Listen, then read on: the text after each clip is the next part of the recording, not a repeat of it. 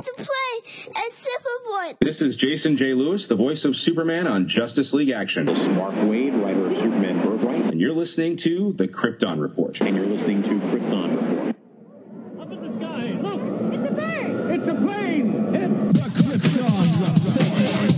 The All Things Kryptonian podcast, including Superman and Supergirl. We discuss games, movies, cartoons, TV shows, and comics. Find us on Facebook, Instagram, YouTube, and Twitter. As a bird, as a plane, and Supergirl. Welcome to the Krypton Report. It is I, Tyler, the Superman of Blue, with my best pal. The never-ending battle continues on for truth, justice with James, the Superman of Red, and we fight to the last man standing. How's it going, James? Not too bad. Thank goodness it's the weekend. I know. It is very nice. And I'm just glad to be chilling. Got some news. We're going to jump into some news. A lot of news, kind of, but we're just going to hit on some things. Got our last Stargirl trailer. And the show's looking pretty good. Like, from things I've heard, I may get my wish with it being a little bit more of a family show. So that's nice. And it does have more of a family look to it. And Solomon's pretty pumped for it, actually. I'm definitely going to be trying to get Bella to sit down and watch it with me. She might like it having a young girl as the hero. Yeah, and I mean, she'll watch Supergirl with me sometimes, but Supergirl is still pretty slap you across the face with its heavy-handed messages. So I think it's a little too much above her. Hopefully this. At least from the trailers, it seems like it's a little more fun, and like I said, it's a young girl. She's like 15, so she may enjoy it a little bit more. It would be really nice. That's all I'm gonna say. And it actually premieres this upcoming Monday. On DC Universe, it does. So Supergirl's gonna wrap up on Sunday, and then we'll get. All that pretty much ends all the Arrowverse shows, but Legends. And then, according to DC Universe, it's about 27 hours from the pilot dropping. And who knows, maybe here in about 1 minute when the time changes, it'll be 26 hours from till the pilot drops. So does that mean it's going to drop at midnight? It says 27 hours from now. Maybe they're using it closer to 10.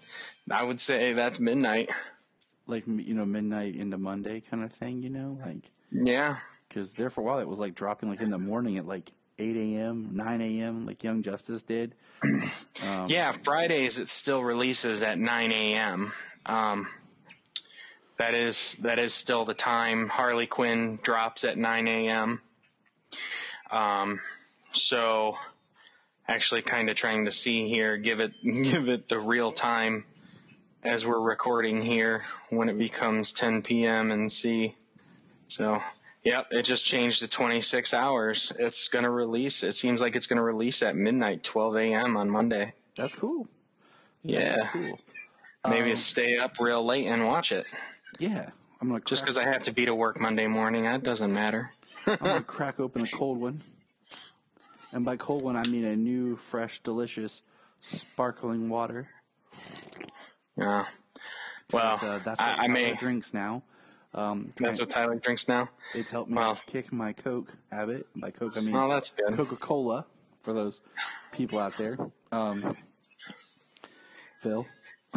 Tyler's not into the hardcore scene with his children and stuff.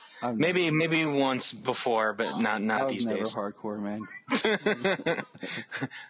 Honestly, I mean, you know what? Honestly, I don't know. Yeah. I was never hardcore. But let's see what else we got here. Well, I'm drinking my you crack open your sparkling water, and I've got a mixed drink of Scotch and Diet Coke. Nice. Yeah. If I drink any adult beverages, it makes me tired. It calms me down, and I'm already ready for sleep, period. I got too much to finish.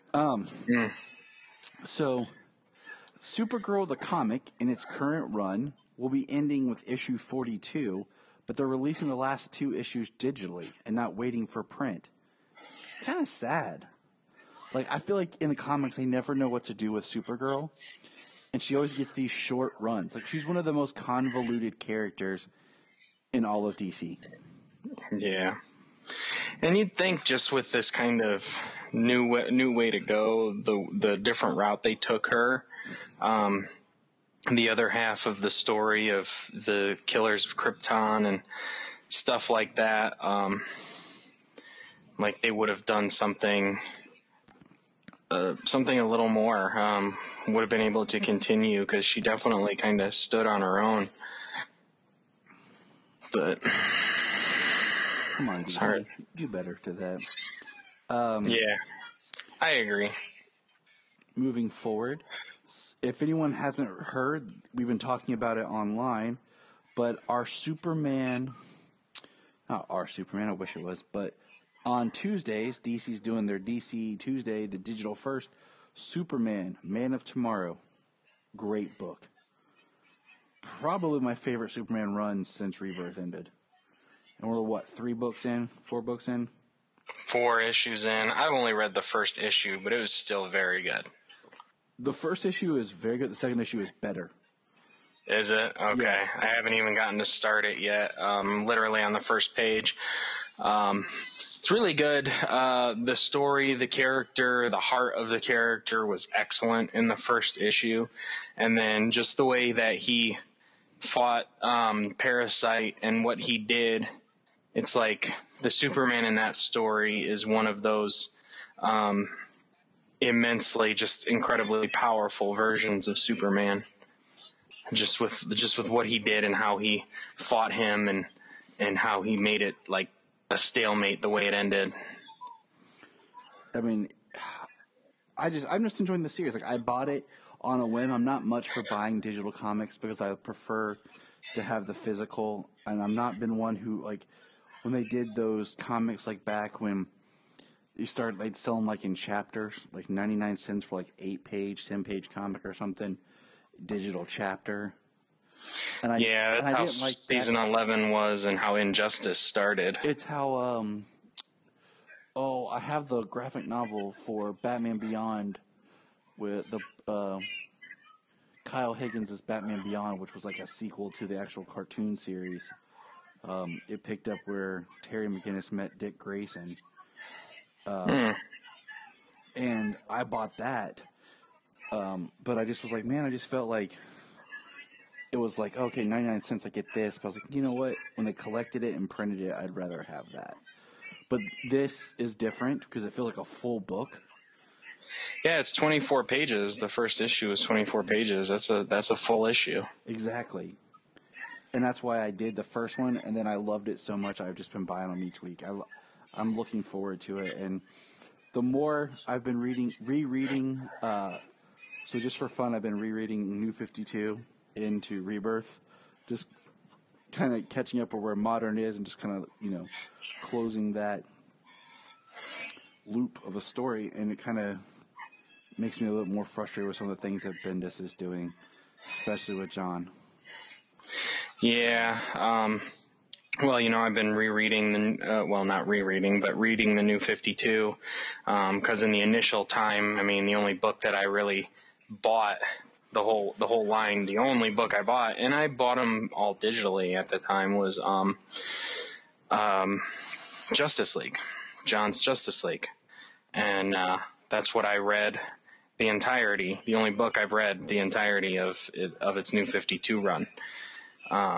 Now I've finished Superman, and I finished Lois and Clark, and I'm reading Action, and then reading Batman, Superman, and want to read Superman, Wonder Woman. Kind of get a whole New 52 Superman thing done, so I can go over there and talk with Connor, the Last Sons, about New 52 Superman.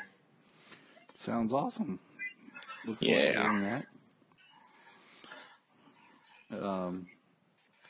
But yeah, it's always been great to reread with, just period, especially like when there's not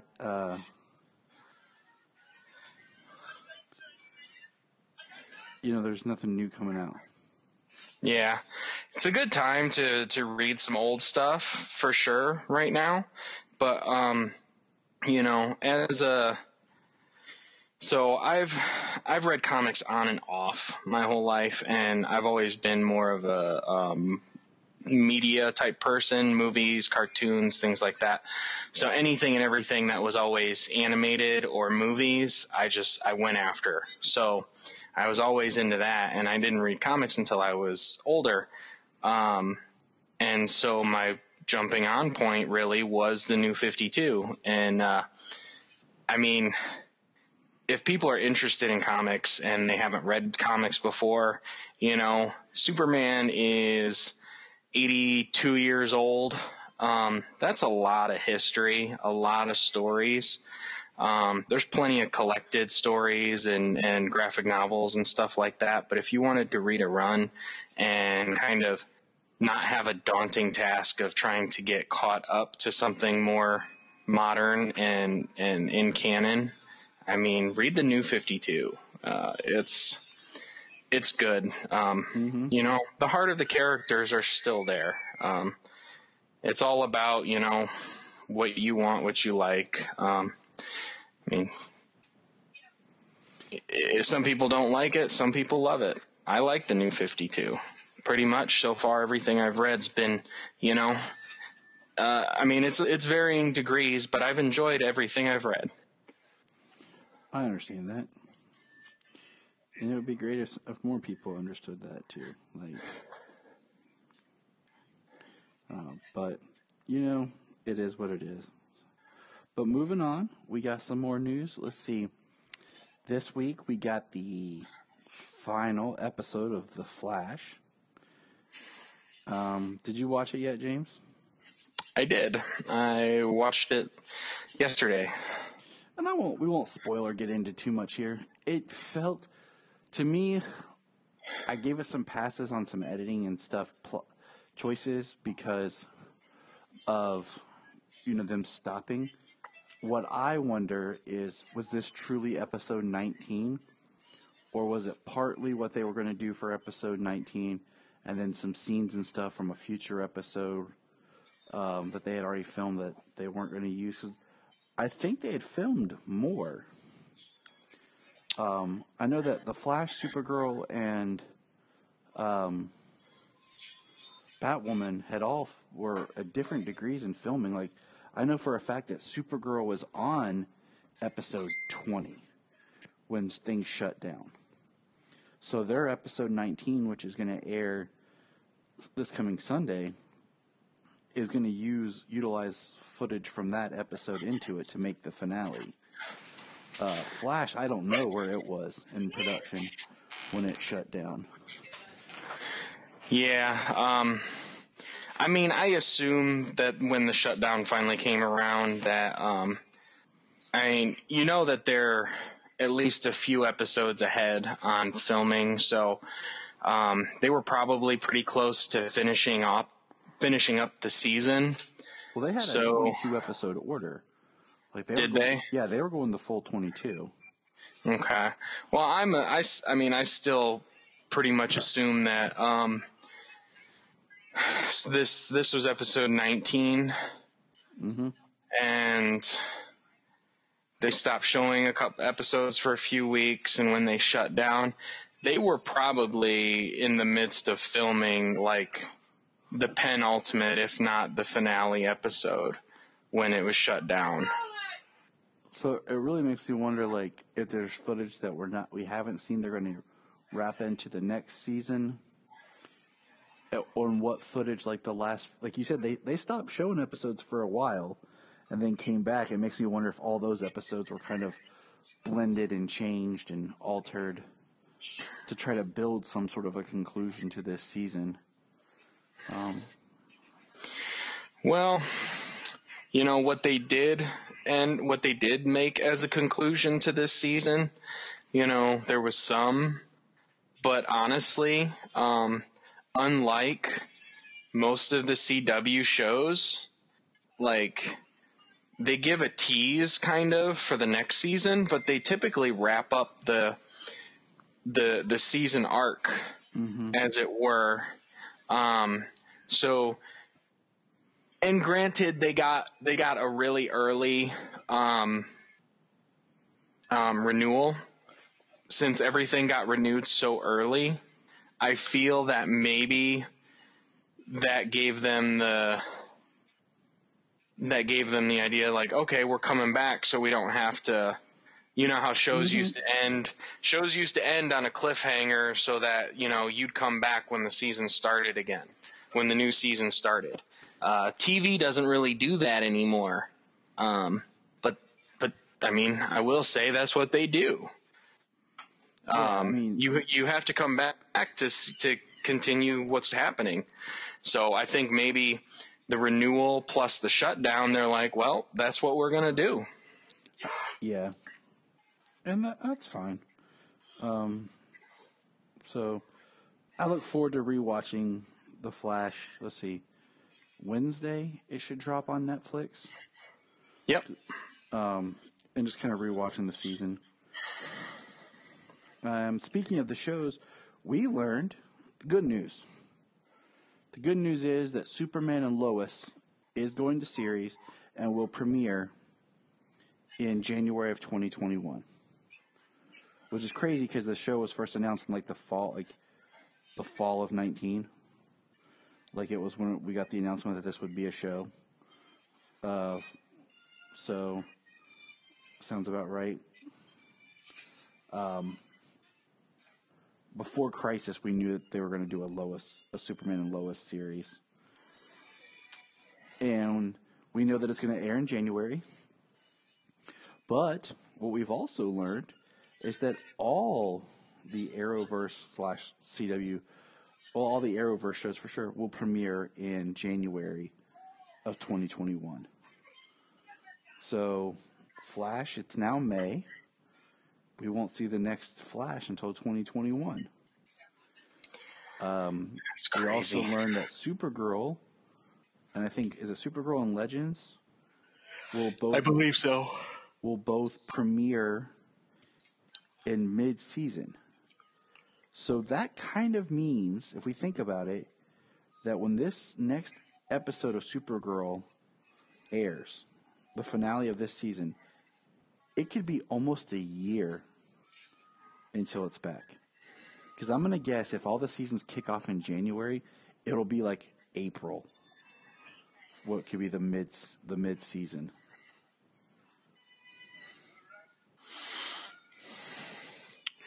That's crazy. Maybe March, but like April. And so are they going to run through just like... Well, I'm thinking about... How many episodes is it going to be and everything, too? Well, I mean, you think Legends premiere... Legends is, 18 episodes? And they filmed all of Legends before it even started airing. And they premiered in January.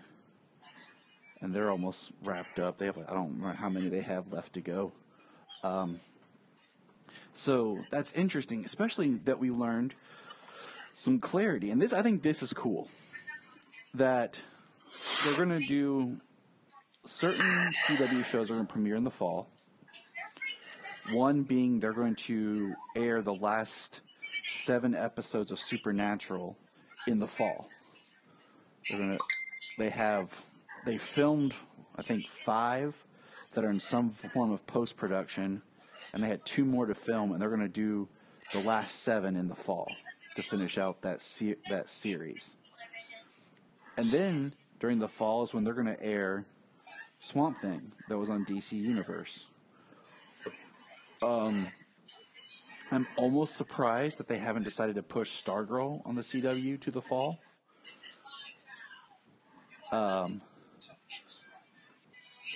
But it's nice that we are going to get it on CW for some people. We have DC Universe, so we don't have to worry. But they're going to pad out their fall lineup with Swamp Thing, and then the Tell Me a Story series, which is a CB All Access original, is going to air on the CW. And then like a British show and a Canadian series they're going to incorporate into their fall schedule. I just thought that was kind of interesting.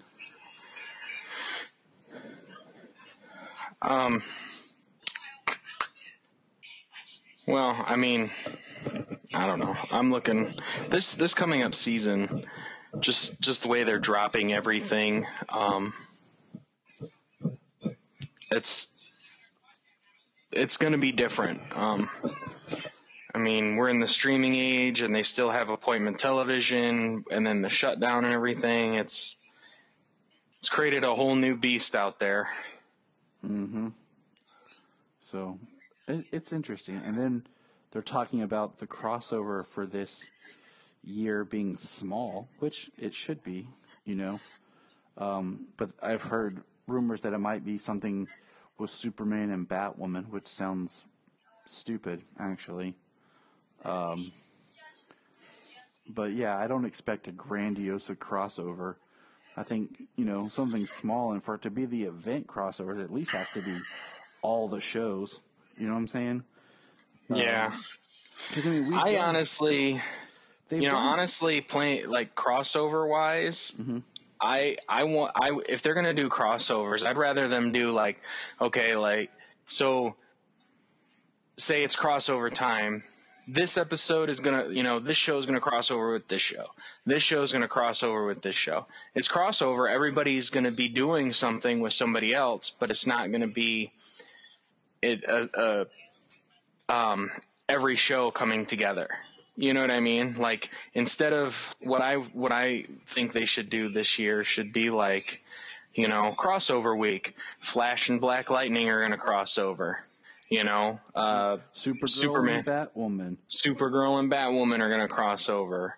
Who knows? Superman and Legends are going to cross that would over. Be awesome, because it's like the most unexpected thing possible. Yeah, they're all doing something. It's crossover week. It's not a crossover event. It's crossover week. That's what we're going to do. You know, so 2 episodes of each, like the Flash and Black Lightning episode. The Flash episode, Black Lightning is there. Black Lightning episode, the Flash is there. Same thing with the other ones. You know, the Batwoman episode, Supergirl is there. The Supergirl episode, Batwoman is there. You know, just each one has a 2-episode arc that just 2 shows are connected. Like, not the entire thing. You know, not everybody has to come together in the end. Yeah, I can see that. I just think the idea, unless they did something where, like, Batwoman, Supergirl, Superman all cross over together, you know, and that's when we get the storyline of where Bruce is and what's happened to Bruce. Oh, right. Then I just don't see why you would want to put Superman and Batwoman together. That just doesn't sound like it's going to work. But right. Well, if they do a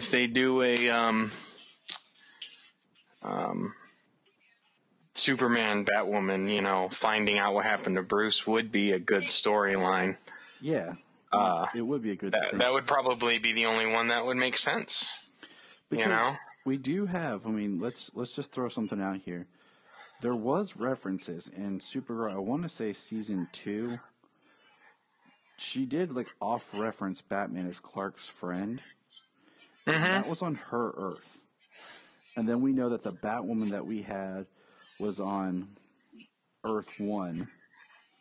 And now they're all one Earth. So there is a version out there where we can say that there was a Batman and Superman together.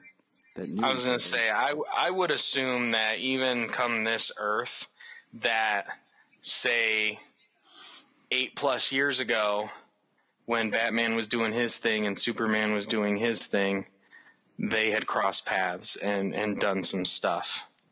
So I mean, it's not out of reach that those two have a history that we can dig in and explore. Yeah. But so that kind of wraps up news and thoughts and just what's going on. I mean, it definitely shifted our schedule of things that we had planned in the podcast and opened up a couple of months worth of episodes now that we're not going to have the shows coming back. But that's all good because there's plenty of super stuff to always talk about. We just have to decide what it is we want to talk about. And what we want to talk about right now, real quickly, is we watched the next episode of the Max Fleischer cartoon series, which is entitled The Mechanical Monster. So, number 2, The Mechanical Monster. It's beautiful. Kids loved it. All right, so we just watched Superman versus the Mechanical Monster. What'd you think, Solomon? That was awesome. I like the part when Superman punches the robots. Oh, yeah? And I like when he has his cape, like he's fired. The cape, I really like when, at the end, when Superman grabs the evil scientist out, and he just dropped him. Yeah? No. My favorite part is when with the cape and the lava. Would you guys like it? Yeah, I like that. This is the episode I was talking about where they changed Lois. And this is like the Lois design that we see throughout the rest of the cartoons. Right. Yeah, I saw the version of her and I was like, that look, that style, I'm like, that looks so familiar and I can't place it still to this time, but I was like that looks different than the first one, but I was like, it's so of the style at that time, but it's so Lois Lane. Yes, it is. I did keep track this time of how many lines of dialogue in. So we're at like a 10-minute cartoon, and there is about 15 lines of dialogue in the cartoon. But yeah. It's interesting how much it holds my children's attention. So it opens up with these like playing very, that 1920s-esque pseudo-future mechanical flying machine robots. They're robbing banks and jewelry stores, and Lois gets in the back of one. We get a really cool like Dutch tilt angle going into the bank. The camera zooms in. So Lois gets in the back of one, takes off. Clark sees, runs, changes into Superman, uses his X-ray vision, which was a really cool shot of like how it zoomed in on his face, and he uses his X-ray vision to see that Lois is inside the machine. Solomon cheers, "Go Superman!" Yeah. Yeah, that was pretty cool. The way he like closes and opens his eyes and then X-ray vision. This one gets this is one that has one of the famous images of Superman fighting like in power lines, all like wrapped in power lines. He does get inside to save Lois. Fights a little with the machine, but Lois is running and gets to a point where there's like melting liquid metal. And we get the iconic shot of Superman like putting his cape out and getting the metal poured on top of him, protecting Lois, which I thought was in another later episode, but no, it's not. No, and that's and that picture is used for all kinds of wrongness when they do memes and stuff. It is. It's an iconic shot, though. I've seen. I can remember that shot for as long as I can, as long as I can remember. And I always thought it was in the episode The Volcano. Like it's been so long since I've watched them, just because of the title. So it's just kind of crazy. It was in this one. And in this episode, it felt a little bit to me like that he was doing more jumping than he was flying. Did it seem like that to you? Yeah, he did a little bit more jumping and falling in this one than he did in the first one. So it was fun. I like it. I think I'm getting more thrilled with watching my children's reaction than I am actually watching the show, just because they're so into it.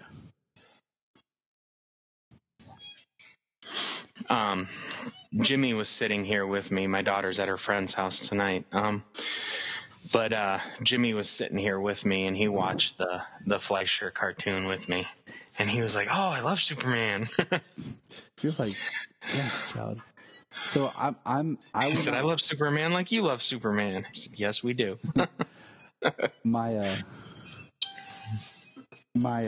plan is not to excuse me, watch any of them without the children present. So right. Well, that's just good parenting. That's what I thought, you know. I thought so. I'm so glad you backed me up, James. Good job. So, we've watched this with the kids. I've watched the Fleischer cartoons with the kids a long time ago.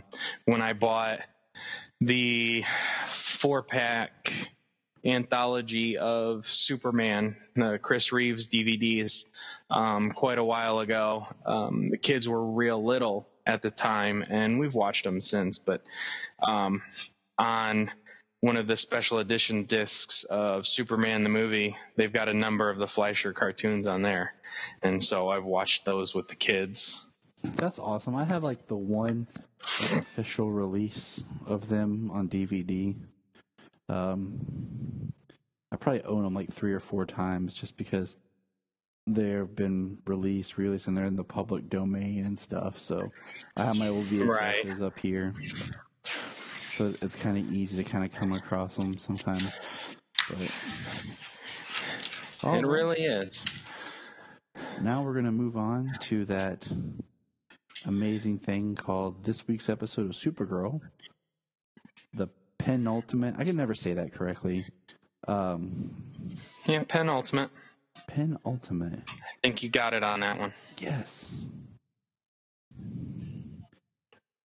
Episode of this season. And Mr. James, do you have a summary for us? Oh, nuts. I'm slacking. I'm slipping. Slipping?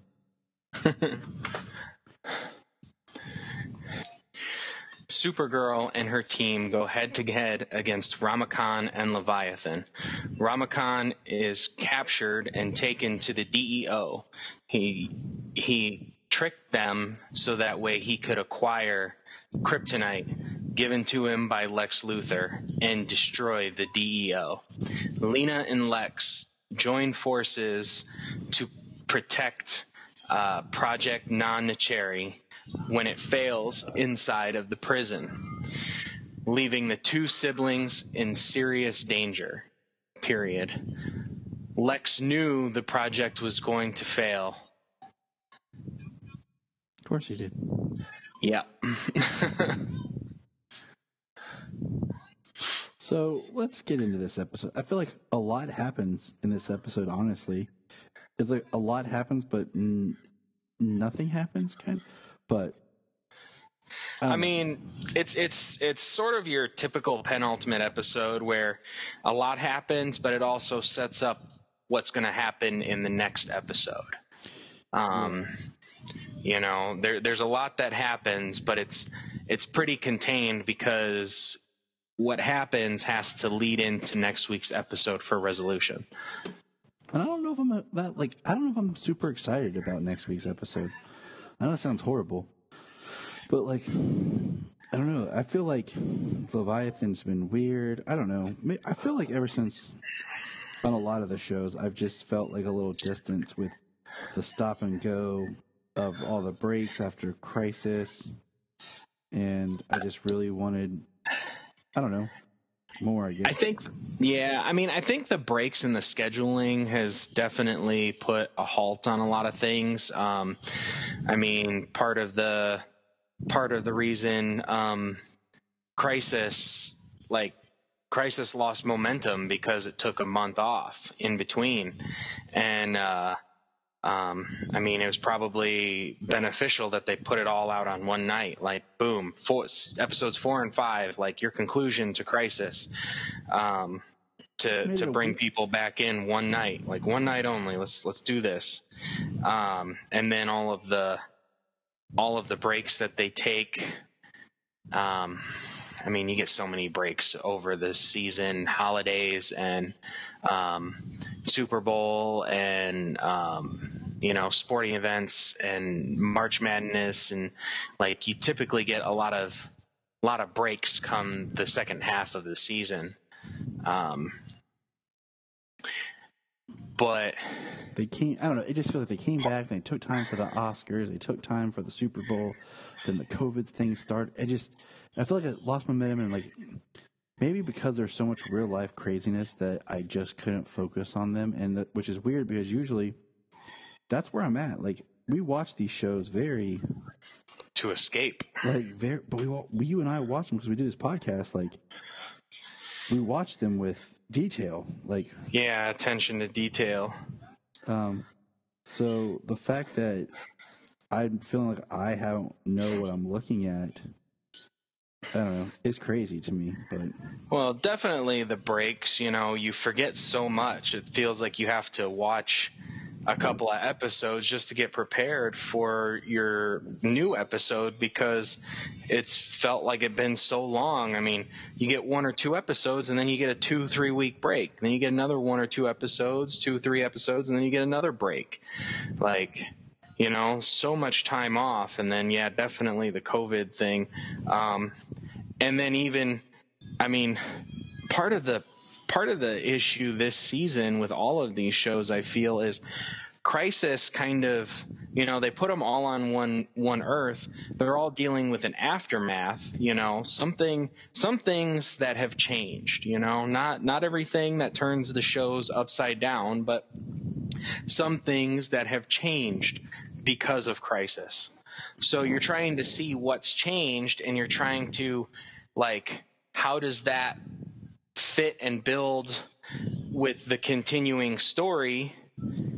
And then you're getting so many breaks, and then of course the pandemic, which we have no control over, but it's just like there's a lot this season, and you lose with all that breaks and everything, they just lose a lot of momentum, and you have to rewatch and stuff. Like this season of shows, you almost have to go back when they drop on Netflix.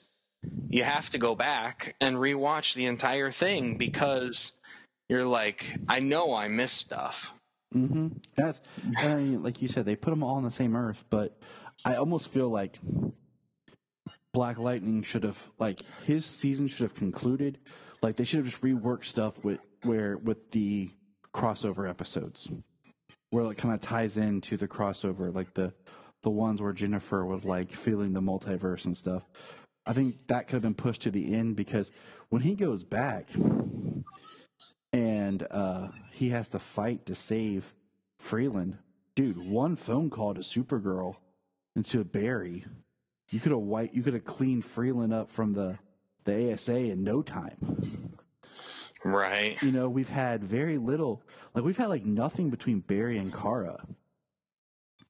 But when we got the little hint at Batwoman, because Kara Danvers wrote her Catco monthly magazine article about her being a lesbian that came out like the day after she decided to do it. So right. But anyways, so we had those little hints. But yeah, it feels very kind of like a letdown almost. So yeah, that's government agency kind of thing. That's kind of the way they're doing it on Black Lightning. That's kind of a big deal, that if you could bring in a friggin' speedster and a Kryptonian by a phone call, like they're literally like declaring martial law in this city, and you know, they're having terrorists from Markovia in, and they're quarantining people, and you know, Jennifer was killing for what was his name? Odell. Well, Bill Duke, huh? Odell. Yeah, I was close with what I was thinking. You know, Jennifer was killing for Odell. You know what I mean? Like, she's firsthand knowledge of how disgusting of a person. You know what I mean? How much he's abusing his power and stuff like that. Like, yeah, that was a big thing that could have definitely used a hand with. I almost feel like Flash has been the only series I really felt that's had the biggest effects from Crisis, and then the next would be Supergirl with just the Lex Luthor story. But everything, you know, we had a small story on Batwoman that was really Crisis affected. But overall, I mean, I don't think you could have almost done the Crisis as like the end of this season crossover instead of where they usually do it. Right. Well, for Supergirl, you know, actually being on an Earth now with all of her super friends, you know, surprisingly very little has changed with the regard of her and her character and her friends and the way the world works. Right. Her being on like a completely new Earth. So, but, well, you know, like I had said before, when they came back, like, they didn't explain it. The only way is you can headcanon it, and like, they have to focus. And what are they focusing on? Their own memories, their own experiences. You know what I mean? Mm-hmm. The world is going to come back. The world around them is going to come back to more of what they know and what's happened to them and what's going on. So it's not going to change everything. It wasn't a drastic reset button like some people were talking about before and possibly afterwards. But, you know, it was recreated from what they know. So I never expected it to be, like I said, a reset button where everything was just different, where they'd come back and it was a completely different show. You know what I mean? I think that would do more damage, but I think there could have been some more changes that just like I mean, my thing is I like the stuff that like Barry went through, where he was trying to do stuff, but he had memories of both, and it was causing problems for him because stuff wasn't where he thought it was. Like with his parents' graves and stuff like that. But anyways, we're gonna move on to this episode. We've digressed enough, but that's what we do. Yeah. And not to say like we talked about a lot, you know, kind of off the topic, not of the episode, but this was a good episode. Yes, it was. So first of all, Brainy says he's a 12th level intellect, but I really don't feel like he's operating like a 12th level intellect. Just going to throw that out there. Yeah, they are really writing Brainy at a huge handicap, a very big disservice to his character. And I was hoping when he removed his neuro, like that was like something that said, okay, when they did that whole storyline about him like having the dampeners or whatever. Yeah, his inhibitors. Inhibitors, that's the word I was searching for. Good job, James. That's why I keep you around. I was thinking, okay, that explains why he hasn't been the Brainy that I want. And then we didn't get anything. Like, he hasn't really, like, stepped up his game, and I'm just like, I don't know. I guess I just expected more from him. Like, right. Well, Lex Luthor is how many steps ahead of him? Is on top of him. Lex Luthor is manipulating and controlling everybody, including him, and he can't even see it. Like, because he believes Lex Luthor is smart, and Lex Luthor and Brainiac are on a similar level. But Brainiac is even more intelligent because he's got generations worth of knowledge inside of him. So he's, yeah, they're both 12th level intellects, but Brainiac has such an expanse of knowledge that he shouldn't be 5 steps behind Lex Luthor. No, he should not. And he is. It's ridiculous. Yes, it is. And it's upsetting because, and that's why, like, when they did the inhibitors, I was like, oh, okay, this made sense to me. Like, okay, why he was not where he should have been. But I don't know. Well, it's so they really haven't written Brainy the way he should have since his inception on the show. Yep. I mean, they gave a reason to why he was like he was, and it was because of his inhibitors. It kind of made him kind of the way he was, and then he takes them off, and then he's this. But what is he now? Like, he's still not Brainiac. He can do massive computations in his head. He's not just a giant calculator. Mm-hmm. He's not a living calculator. Like, he's a 12th level intellect with generations and hundreds of planets and galaxies worth of information inside of him. Like, they are really, he is like we thought, like, John Jones was neutered for the first few seasons. Like, Brainiac is like nothing compared to what he should be.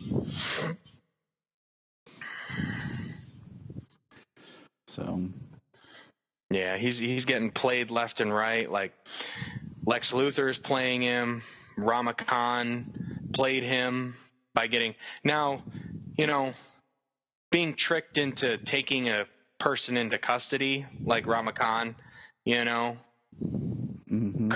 I don't know if they could necessarily predict that he was allowing himself to get captured so that way he could obtain kryptonite. Okay, since we're jumping real quick, the fact that they have a weapon I took it the way they introduced it was something they used to have that was taken from them or they lost it. But then they have a new weapon that needs kryptonite. I was kind of confused. Like, was the staff is what Lex gave to them? Or was it something else that needed the kryptonite that Lex gave it to them? Because it kind of felt like they had a weapon, they lost it, they got it back because Lex had it, but it needs kryptonite to power it. And that doesn't make sense if kryptonite's not been around.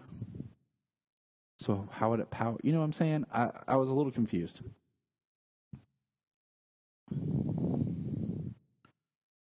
So you sound just as confused as I was. So I don't know. By the end, it kind of makes it seem like Lex was letting him come to get the kryptonite. That's what Lex made it seem like at the end. Right. There was a lot of kryptonite at the DU. Right? Like, he pulled a mound of kryptonite, like, yeah, King of the Hill type kryptonite. Like, he could stand on the top of it and, like, with his staff and create all his quakes and stuff. I mean, it was pretty wild how he destroyed the DEO, though. How many seasons now have we been saying since season 3 that they should eliminate the DEO? And I think it's happened. Yeah, and I'm glad about it. Like, just because the show needs a little bit of a shakeup.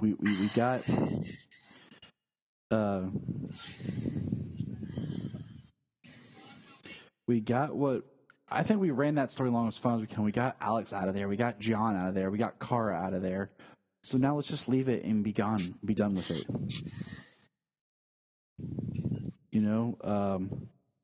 Let's move on. And so the DEO's John, and Lex even says, as a tax write-off. It's a tax write-off. Right. And it's just like, dang, it's cold. He is, man. He's cold. We Well, see, if the last couple of episodes didn't prove that, I mean, what he did to Eve, and then this episode, what he did to Lena, and then what he does to Lena. Okay, so let's pause real quick. So we learn that Nonna Cherry, which is the worst name ever, failed. It just keeps failing. And Lex basically blows up at Lena and basically tells her, I knew it wouldn't work. I knew it would fail. But you had to see it for yourself, and you had to see the depths of humanity for yourself. And in some respect, I think that's Lex being genuinely true to her. Like, it's him being honest with her. Like, he didn't have a underhanded plot for her, is in the Lex sense. You know what I'm saying? Yeah. He genuinely needed her to see her own failure because she wouldn't believe him otherwise, or she might not join him otherwise, unless she had to experience it for herself. And that was his kind of way of saying, okay, you see, now join me and let's do this together. Mm-hmm. It was a great scene how he just went off on her and kind of released. Yeah, it was. How legs. Dare you? The way he yells at her.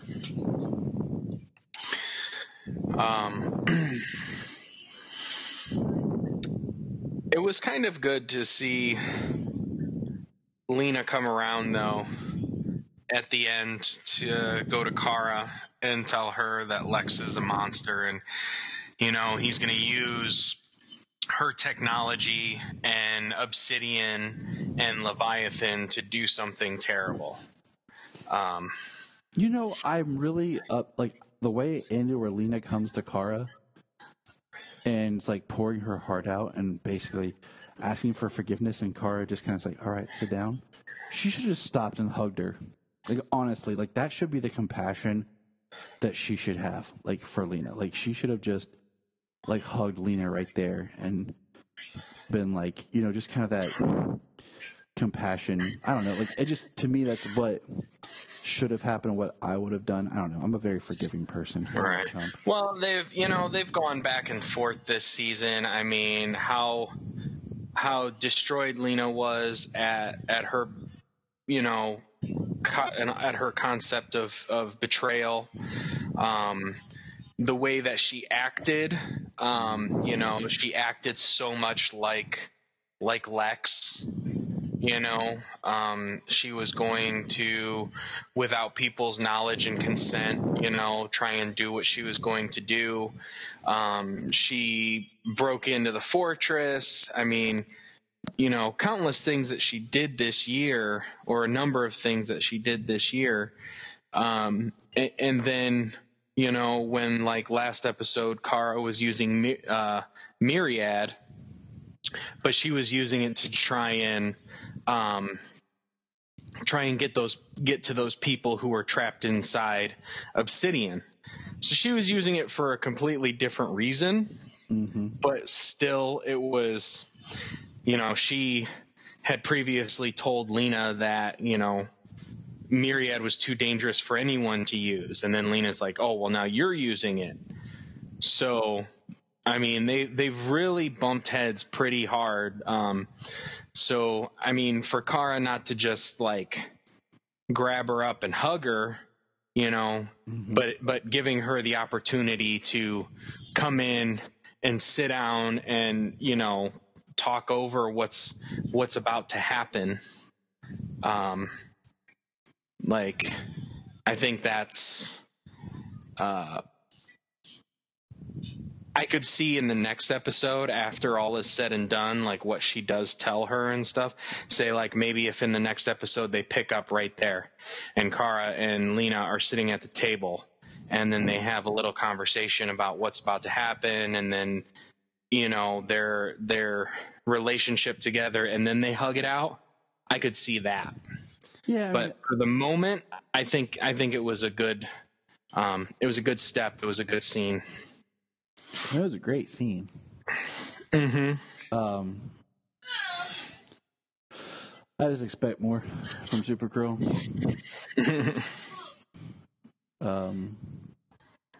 But that's just me. But let's back up just a touch here. So, also in this episode, we see that William learns that a certain employee has been having access to stuff, and we learn that it is Eve Tessmacher. And they go to Alex, tells William, and they go William and Kelly go to Andrea about the information for Eve, and she just basically shoves it off. And Andrea has been a weird character since Crisis because, she has her powers, but we have no idea of anything, what she's going to do with them, because that's kind of been dropped. So that's kind of just one of those hanging threads.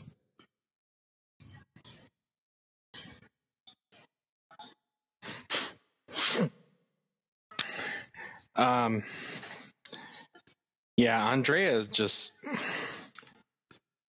They've repeatedly come to her with an issue, and I mean, as the boss of a company, when she passes it along to get something, to say something needs to get fixed, and then it's reported back that it's fixed, I mean, what else is she supposed to do, honestly?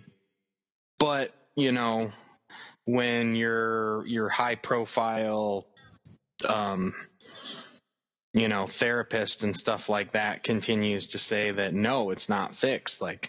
Whoever's saying it's fixed it's not fixed. I mean, she's kind of stuck. I mean, she's kind of just going with, we can't have this ruin our company, but then also she's being reported to that it is fixed. So, I don't know. I don't know. I just feel like what are you to do, really? You know what I mean? Unless you're in that position. Almost like a nonsensical character. She just is oblivious to things. She's not really, she's so about this Obsidian launch, but she's ignoring things, and I don't know. I feel like she just kind of lost her way. Well, even her, what was her character's name? Her comic counterpart's name? Oh, I'm drawing a blank. Yeah, me too. Yeah, that. But that her shadow powers and stuff like that, she achieved them, and then they haven't shown up again. They've been completely gone. She's literally only there to be the Obsidian CEO and to, yeah, they've keep moving this forward. Let's not worry about what people are coming to me saying is wrong with the product. Just keep pushing, keep rolling it out. She's an evil CEO at this point. Yeah, exactly. And I feel that, I don't know, maybe they lost what to do with her or something. I don't know. It just feels like whatever the character was designed to be. Akrata. Haha. Akrata. That gone. Was it. You know what I'm saying? It just, I don't know. I feel like she's just been off recently. Yeah. So. I feel, especially with the way that things are going to happen, don't know what's going to happen with Obsidian come this Sunday's episode, come tomorrow's finale. But I feel that Andrea Rojas will be, yeah, I knew you were going to call me on it.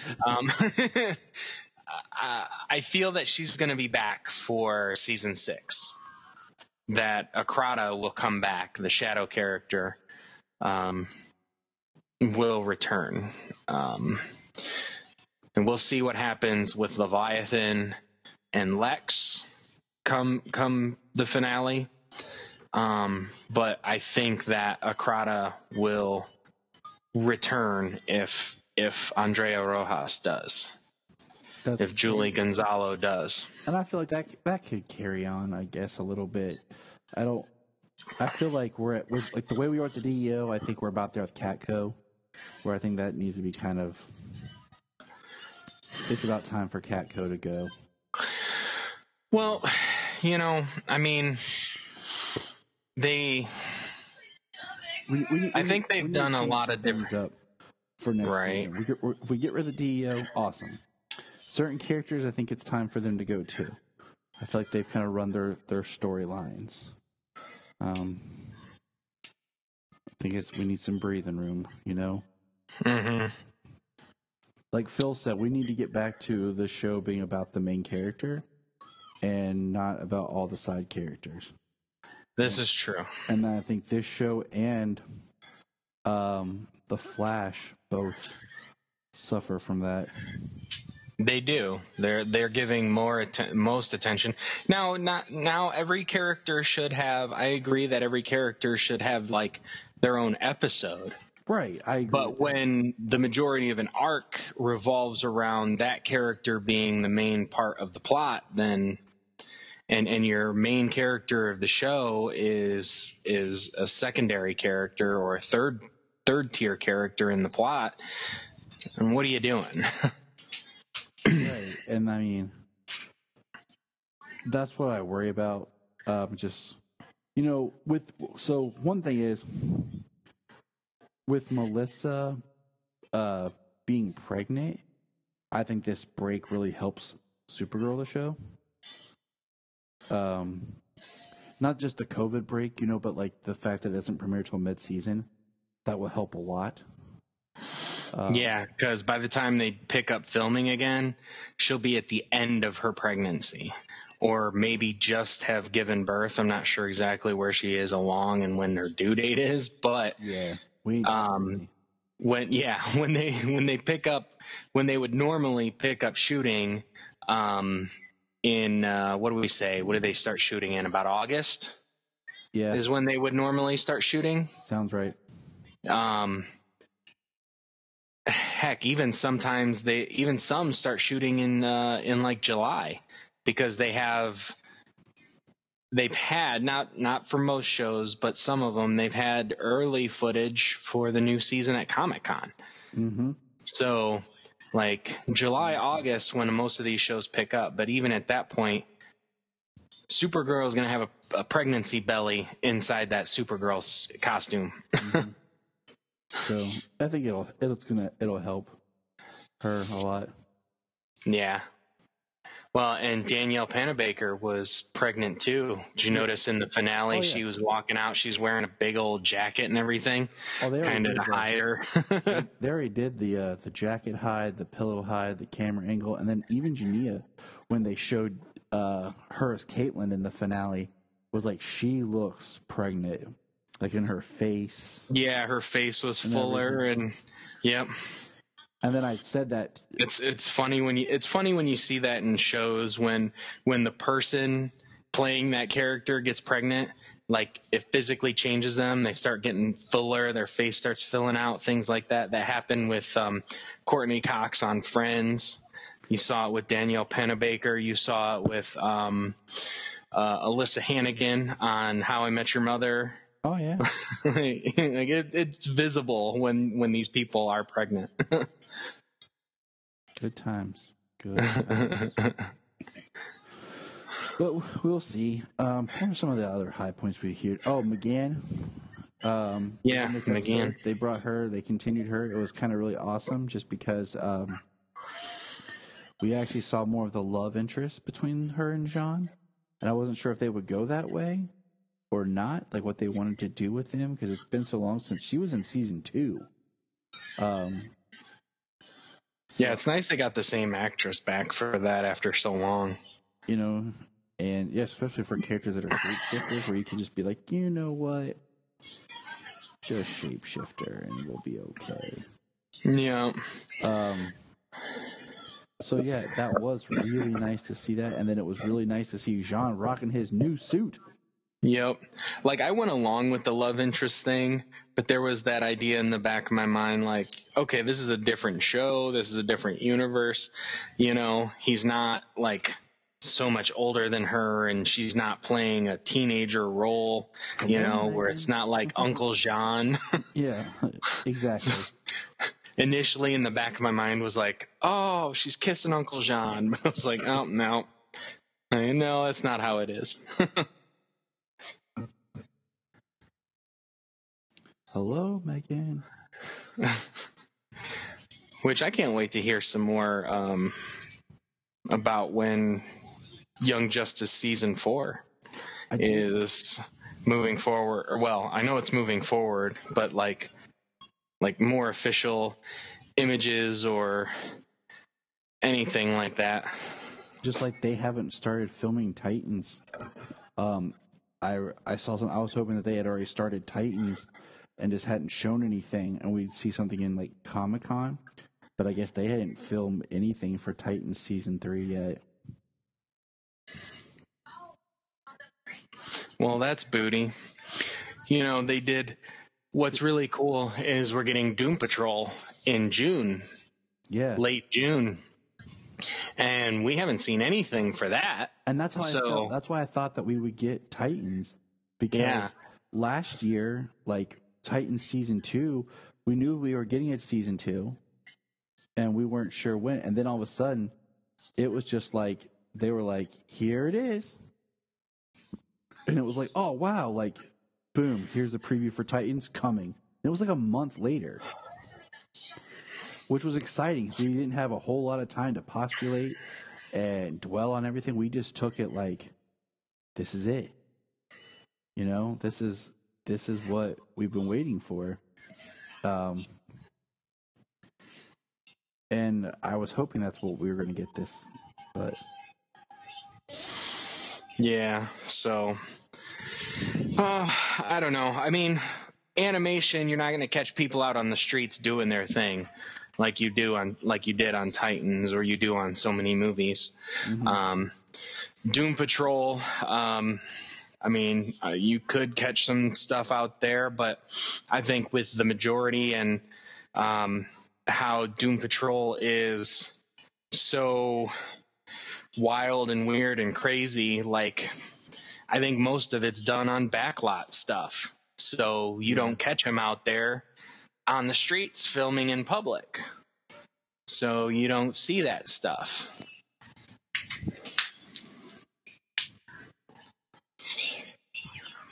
I agree. Hey, Sean Astin was back in this episode. He was. Freaking Samwise Gamgee. The unsung hero of the Lord of the Rings.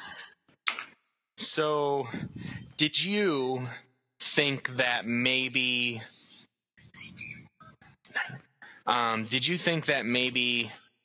he is part of Leviathan, just kind of the way, like, they were getting close and then they would get chased off? Yeah. You know? I felt like something was up because, one, I feel like there's more people in Leviathan than we know about. Yeah, I think somebody's still in charge that we haven't seen. The way he walked off screen and then re-entered screen was awkward because he walked off one direction and came back from the other direction.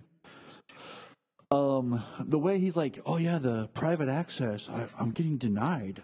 I'm like, wouldn't you have like full access? Like, or we didn't get a scene of him like being denied. You know what I'm saying? So that felt fishy. And then like the private collection was in the basement in this weird like hallway. You know, the whole thing felt like he was luring her to something. So I don't know. And then the way they get attacked in the hallway, and then like they run out and are hardly pursued like on the way out. And then and they get out scot-free. And then the clincher of all of it, James, you know what it was? He called his wife from a payphone. Right? I looked at Gene, I was like, where did he find a payphone? Like, and that's how he called his wife? He didn't pull his cell phone out of his pocket? Right? Like, I was just like, wait a minute. I'm like... I think Sean Astin's going to be back next in the finale when Lex goes to Leviathan to find out, who they are, where they are, and who's running the show. I think they're going to walk into an office and Sean Astin's going to be back there. I wonder who he's going to be. I mean, come on, he's Sean Astin.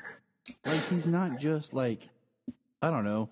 I mean, I'm not saying he's the greatest man to ever walk the planet, but you just don't get him for these tiny nothingness roles. And I'd almost forgotten he was in the earlier season. Malefak played him, impersonated him. Exactly. So I mean, he's got, there is some validity to having Sean Astin in your show. So don't go wasting Sean Astin. That's all I'm going to say. Well, if he is what he's shown to be, then member of the Fellowship. yeah. Then sadly he's wasted. But I just got a strong feeling with what that was going on. They went to him and he's like, yeah, the symbol, Leviathan's supposed to be a myth. This symbol, it changes, it evolves, over the years, and from this to this, and he had all this knowledge. What kind of person are you? What's your trade? What's your? Mm-hmm. He said he was a linguist, I thought. Because he started talking to Carr, remember, he was like,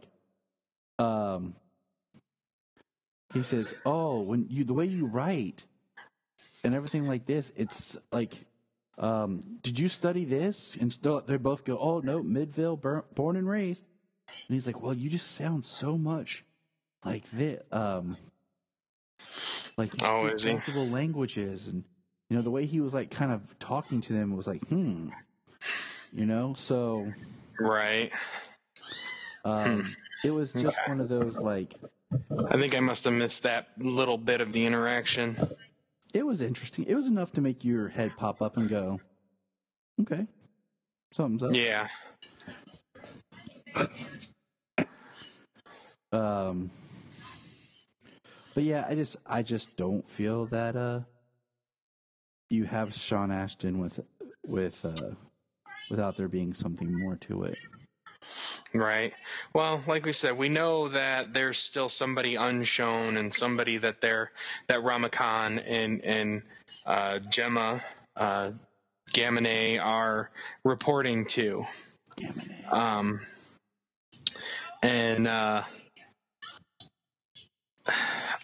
I think maybe we've seen that person and we don't know. Because it makes complete sense. Yeah, we've seen that person, and it's going to be a reveal that this person was, there the whole time. And I'm completely on board with this theory. James, you've completely changed the way I view the world right now. Well, that's what I'm here for. Good. But yeah, I completely... It makes sense, because he goes, I couldn't access the files, especially when I used the term Leviathan. Yeah, they turned me away immediately once I said Leviathan. And I'm just like, okay. But it's so the term Leviathan and the mythological connections that it has, that's public knowledge. All of a sudden that is... in this world, Leviathan is just this cult group. It doesn't even matter that it's in used in the Bible. Doesn't matter that it's the villains that Sam and Dean fought. Exactly. Because we know that Supernatural, the TV series, in this universe, because the episode of Legends, they talk about watching the Supernatural, the show. So you can't tell me that... Yeah, Leviathan is a lot more than just this single group name. We also know it was a waste of our time reading Event Leviathan. So Yeah, it was a 6-issue game of Guess Who. Of nothing to, hey, here's someone you never really thought knew or anything about. Yeah. But all right, man. What are you thinking? You think we covered it all? You think we got it? I think so. It's kind of like we said at the beginning of it, it's a lot happened, but it's still a lot of setup for what's going to happen in the finale. And we'll find that out tomorrow. Luckily, with this discussion and some of our ideas, we don't have to wait too long to figure it out. Hopefully we don't have to wait a year to figure out anything. Right? But just remember, good we are going to have to on The Flash. Oh, man. But but at least it comes back in January. But we will see. Yes, we shall see. So remember. Look up in the sky. Look up in the sky. Look at the sky.